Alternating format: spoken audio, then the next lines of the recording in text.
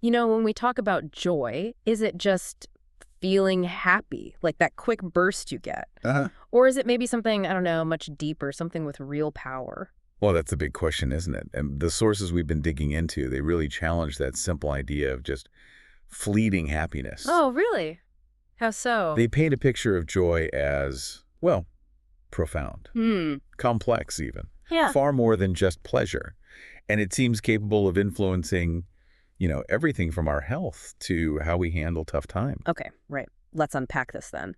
Today, we are taking a deep dive into the emotion of joy. Yeah. We've looked at quite a stack of material research, articles, personal stories, all exploring what joy really is, Mm-hmm. how we experience it, and maybe why it's actually more significant than we tend to think. Right. And our mission here really is to pull out the key insights from all this, Hmm. to understand the different, well, layers of joy and get a handle on why it matters in our lives, Yeah. especially, when things get challenging. So seeing joy not as like a luxury feeling, but maybe something more fundamental. Exactly. Potentially a transformative force. Okay. So where do we even begin with something that feels so personal, Mhm. subjective? It is personal, but one helpful way to think about it, drawing from some of the insights we saw, like from David Brooks's work mentioned in the material, Mm-hmm. is to recognize that joy isn't just one single thing. It seems to have different levels or maybe forms. Different levels. Okay, tell me more. How do they break that down? Well, they often start with something called physical joy. Physical joy. Yeah, think about the satisfaction, that almost like meditative flow you get from simple rhythmic actions. Oh, like when you're out for a run and just hit your stride. Or even, I don't know, washing the car and getting lost in it. Exactly. Or painting, maybe. Yeah, getting totally absorbed. It's that feeling of being really present, really engaged. The physical action itself brings this sense of, well, ease and satisfaction. The rest of the world just sort of fades away for a bit. Right. I get that. It's not always like jumping up and down joy, but a quiet, fulfilling kind of thing. Precisely. Then, moving kind of up the spectrum, there's collective joy. Collect, like shared. Exactly. This is where that physical, present energy becomes shared among people. It's described as collective effervescence. Collective effervescence. Yeah, those moments in a crowd, where your individual self-consciousness just seems to dissolve. You feel absorbed into this bigger group energy. Oh, I know exactly what you mean, like cheering for your team in a packed stadium. Perfect example. Or everyone singing along at a concert. What? That feeling of unity. Yes, that's it.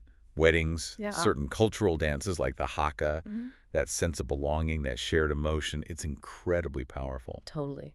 Okay, so physical collective. What's next? From there, it shifts more internal, more intimate. That's emotional joy. Ah, okay. This is often a really personal, powerful feeling, usually tied to connection. Like, falling in love? That kind of intensity? That's a classic example, yes.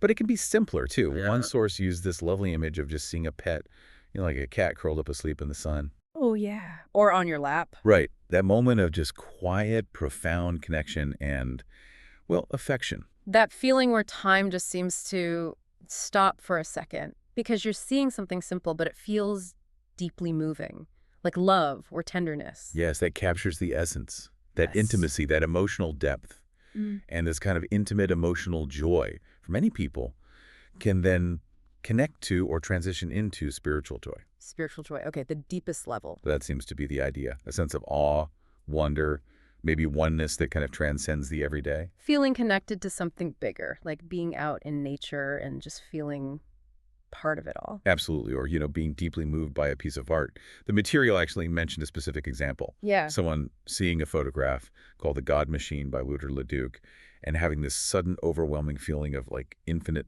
power and self-confidence. Wow. So it's not just feeling good. It can be like a moment of revelation, a connection to something vast. It can be.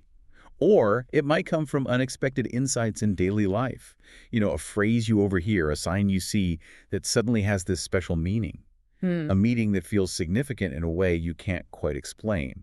This is what some call transcendent joy. Transcendent joy. That feeling of being at one with something larger than yourself, Mhm. sometimes described with phrases like the hand of God or a waking dream or golden wisdom. So, okay, joy isn't just that quick hit of happiness from, I don't know, eating a cookie. Right. It's this whole incredible spectrum from your body moving in rhythm all the way to feeling connected to the universe. That really does expand the definition. It really does. And this is where it gets really interesting, I think, moving beyond just the feeling to its actual impact. Okay.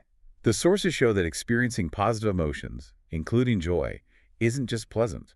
It seems to have measurable benefits for our physical health. Physical health. Seriously, how so? Like, just feeling less stressed makes you healthier? Well, it seems to go deeper than just stress reduction. For example, research summarized in one source looked at positive affect, basically, how often you feel positive emotions and how it influenced getting sick. Uh-huh. Studies showed people with lower levels of positive affect were actually more likely to show signs of illness after being exposed to, say, cold or flu viruses. And people with higher positive affect. They showed more resistance.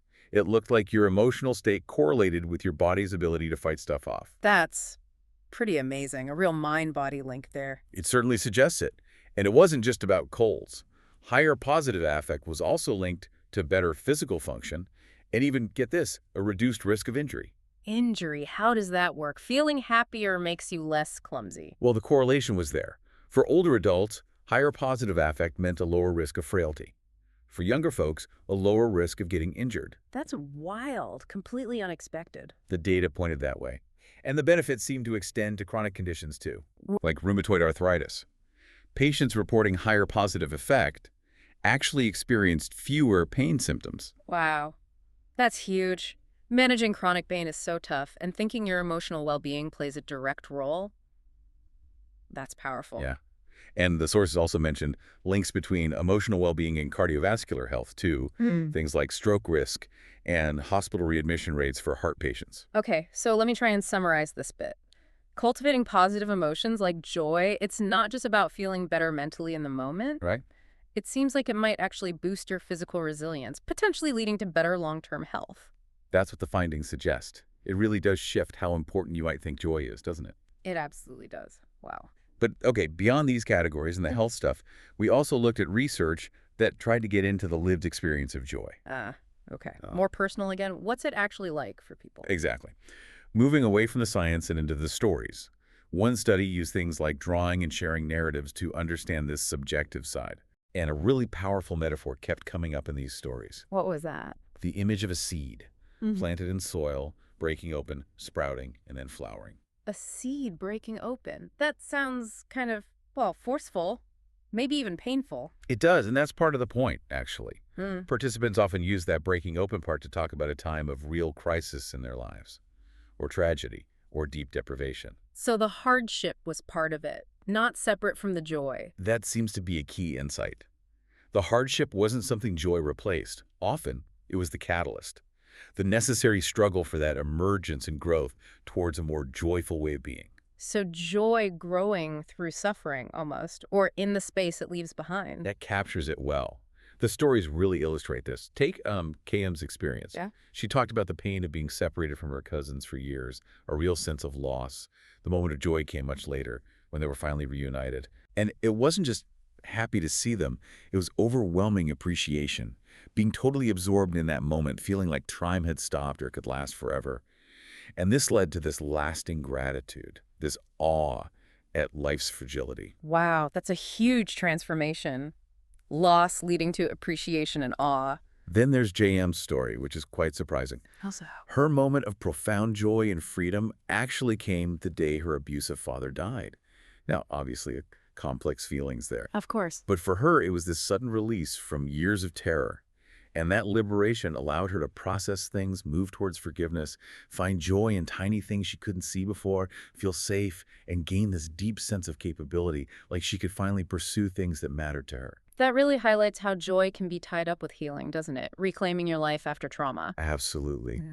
And then KK talked about the intense longing and just sheer boredom she felt when separated from her partner. Uh-huh. Time dragging. Relentlessly, she said. But when they reunited, her whole experience of time shifted. Suddenly, minutes were savored. They felt swift. She was completely absorbed, feeling intensely alive. And that feeling of aliveness, tied to savoring the moment, it stuck with her. That time distortion thing again. Linked to connection and just being present. Exactly. And one more, LR's story, really deeply moving. It involved the pain of his parents not accepting his sexuality. Oh, that's tough. Yeah. The moment of profound joy, security, acceptance, it came during a simple dinner. His parents finally, genuinely embraced him and his partner with love. Wow. And it wasn't just a nice dinner. It was fundamental, transformative. It shifted how he saw himself, made him feel truly seen, safe, open to a future he hadn't felt was possible. Goodness. These aren't just fleeting moments of pleasure, are they? They sound like pivotal life experiences, things that genuinely change how you see yourself and the world. That's exactly it. And these stories, these experiences of transformation, often coming out of hardship, they highlighted a couple of key themes. One was called being supertemporal. Super temporal. Okay, what does that mean here? It's that feeling of being intensely absorbed in the present, where your usual sense of time and space just seems to dissolve or warp. Right. The moment feels huge, limitless. And crucially, it sticks in your memory vividly. It feels like it could almost last forever. Like those stories where time seemed to stop or fly by? That fits. And the other thing was being open to the mystery. Open to the mystery. Yeah, this is about sensing the unique, sacred, almost irreversible nature of these profound moments. It brought feelings of reverence, awe, that sort of lingered and continued to nourish their lives long after the event itself. Okay. So what's the takeaway from all these personal stories? It sounds like joy isn't just an emotion you feel, but something you can almost live. Something connected to getting through tough times, connection, being present, and really appreciating life's complexity and beauty. I think that sums it up beautifully. And this brings us right back to why studying joy is so relevant, particularly, in difficult times. The materials specifically mention the context of the pandemic. Right, connecting this research to recent experiences. Exactly. The sources suggest that understanding joy is especially critical during times of widespread crisis because it might be linked to a resilient disposition. A resilient disposition. What do they mean by that? Well, they differentiate between a temporary state of joy, that fleeting feeling we talked about, Uh-huh. and a more stable dispositional joy, which is more like an enduring trait or a fundamental way of being. Like an inner orientation towards joy, maybe? Even when things are hard. That's a really good way to put it. And the research hints that cultivating this dispositional joy could actually be a key protective factor, something that helps build resilience against trauma, against crises like pandemics. So someone who's cultivated this deeper dispositional joy, they might be better equipped to handle the anxiety, the loss, the sheer uncertainty that comes with a global crisis. That's the implication, yes. A joyful disposition isn't about pretending everything's fine or ignoring suffering, not at all. Instead, it might help people find a sense of peace, despite the circumstances.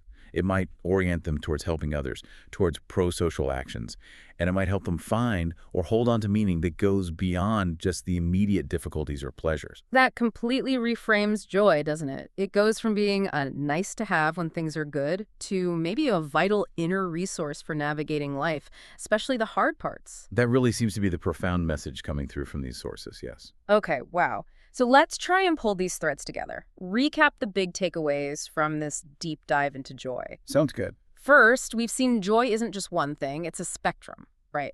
Way beyond simple happiness. It includes physical flow, collective energy, That effervescence. right, intimate emotional connection, and even that sense of transcendent awe. Second, we found pretty compelling evidence that positive emotions like joy aren't just in your head. They have tangible benefits for physical health. Yeah, boosting immunity, reducing injury risk, maybe even helping with chronic pain. That was surprising. And perhaps most powerfully, those personal stories, that qualitative research. Mm-hmm. It showed us that lived joy is often profound, transformative. And often emerges from hardship, fostering connection, presence, and this deep appreciation for life. Exactly. And ultimately, the sources suggest that joy, especially if cultivated as a disposition, isn't just a feeling to chase. It could be a key to building resilience, finding deeper meaning, especially when life throws challenges your way. Right. Okay, so based on everything we've unpacked today, here's maybe something for you, the listener, to think about. If joy isn't just fleeting happiness, but potentially this deep, transformative force linked to physical resilience, personal growth, finding meaning even in dark times, Right. well, what might change in how you think about seeking or cultivating joy in your own life? Does understanding all these layers, all these impacts, does it shift how important joy feels?